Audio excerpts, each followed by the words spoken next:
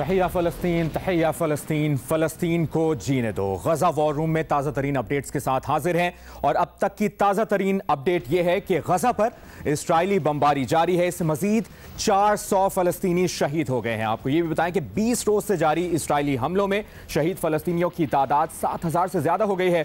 शोहदा में 3,000 से ज़ायद बच्चे और 1,700 से ज़ायद ख़वातीन शामिल हैं। मारे गए सहाफ़ियों की तादाद 27 हो गई है। तबाह मकानात के मलबे में 2,000 अफराद दबे होने का खदशा है। हमास के तर्जुमान का कहना है कि इस्राइली बमबारी में अब तक 50 यरगमाली भी हलाक हो चुके हैं। इस्राइली बमबारी से तबाही पर फ़लस्तीनी हुकूमत का कहना है कि गज़ा में 50% रिहायशी इमारतें मुकम्मल तबाह हो चुकी हैं। बिजली और तिब्बी सामान ना होने के सबब 34% अस्पताल बंद करना पड़ गए। अक़वाम मुत्तहिदा का कहना है कि गज़ा में कोई मकाम भी महफूज नहीं।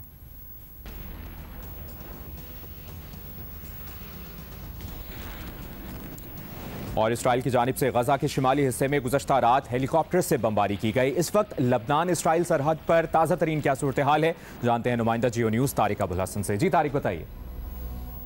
जी, यहाँ लबनान इसराइल सरहदी इलाके में मुसलसल झड़पें जारी हैं। रात भर हमने मुख्तलिफ छोटे बड़े धमाकों की आवाज़ें सुनते रहे हैं। और अगर गजा की बात की जाए तो गजा में कल रात भी ज़बरदस्त किस्म की इसराइल की बमबारी रही है और इस दफ़ा हेलीकॉप्टर्स के ज़रिए भी जो है वो कार्रवाई की गई है। छोटे बमों के ज़रिए जो अहदाफ हैं इसराइली फ़ौज ने गजा के अंदर उनके ऊपर बमबारी की है। जबकि अल शहाब न्यूज़ एजेंसी ने ये खबर दी है कि एक ड्रोन तैयारा गजा के अंदर गिरा है। उसकी वजह नहीं मालूम चल सकी कि ये हिट हुआ है या किसी फनी खराबी की वजह से गिरा है। अब तक जो इसराइल और हमास के दरमियान पिछले कई बरसों में जंगें हुई हैं, उसमें सबसे ज़्यादा अगर किसी दिनों में इसराइल पर हमले हुए हैं तो पिछले 3 दिन के अंदर जितनी रॉकेटबारी की गई है इजराइल के दारुल हुकूमत तेल अवीव पे, इसकी मिसाल नहीं मिलती। ये मुसलसल हमले हुए हैं इन 3 दिनों में।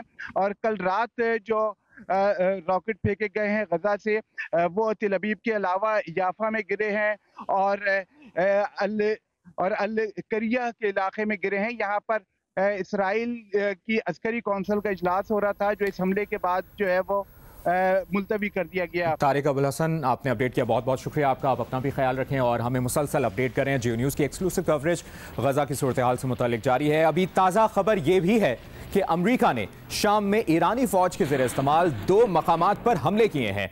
अमरीकी वज़ीर दिफा लॉयड ऑस्टिन का कहना है कि शाम में दिफाई हमले इराक शाम में अमरीकी फौज पर हुए नाकाम हमलों का जवाब है। हमले का मकसद सिर्फ इराक शाम में अमरीकी एहलकारों की हिफाजत और दिफा करना था। उन्होंने अमरीकी हमलों को इसराइल हमास तनाज़े से अलग करार दिया। लॉयड ऑस्टिन का कहना है कि इराक शाम में अमरीकी फौजियों पर हुए हमलों में अमरीकी शहरी कॉन्ट्रैक्टर दिल के दौरे से हलाक हुआ और 12 अमरीकी फौजी मामूली जख्मी हुए हैं। अमरीका ने इससे कबल मशरिक़ वस्ता में मजीद 900 अमरीकी भेजने का फैसला किया है। पेंटागन का कहना है कि गुज़श्ता हफ्ते इराक में कम से कम 12 और शाम में 4 हमले किए जा चुके हैं।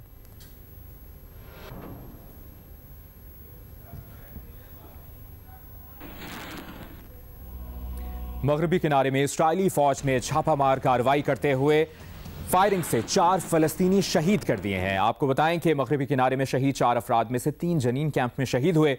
मगरबी किनारे में 7 अक्टूबर से अब तक शहीद फ़लस्तीनियों की तादाद 110 हो गई है।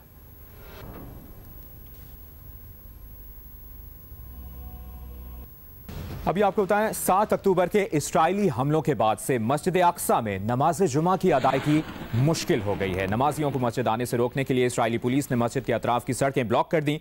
अरब मीडिया के मुताबिक मकबूजा मगरबी किनारे में भी जगह जगह रुकावटें लगाई गई हैं, जिससे नमाजियों को मुश्किलात का सामना है। गुज़श्ता चंद हफ्तों से फ़लस्तीनी मस्जिद अक्सा के करीब जमा होकर सड़कों पर नमाज अदा कर रहे हैं।